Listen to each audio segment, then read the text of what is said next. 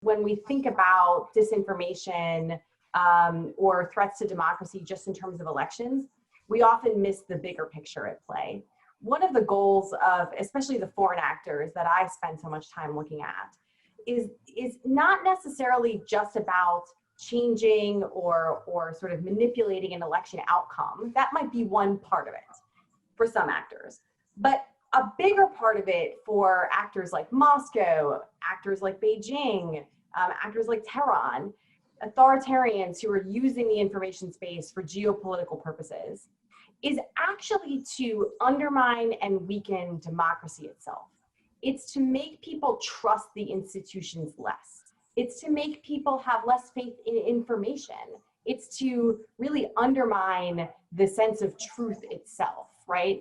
A lot of times what we see in the information manipulation space is not necessarily about driving any particular narrative. It's not always about information that's sort of quantifiably true or false. But it's about really undermining that faith in democratic institutions and that sort of sense of democratic governance delivering for people. So to apply that to the election context, the thing that actually worries me most is that so much of that perfect storm that you just laid out, so many of those dynamics are actually aimed at making people have less faith in their government, making people have less faith in democracy as a system, as something that's delivering, having less faith in news media, having less faith in the information they're getting about their health. And I worry deeply that, coupled with questions about how an election is actually going to be pulled off in a pandemic, all the changes that we're seeing to how the election is going to be run, all the questions that are being raised by some actors who are acting, I think, in less than good faith about what mail-in balloting might look like and whether it's vulnerable.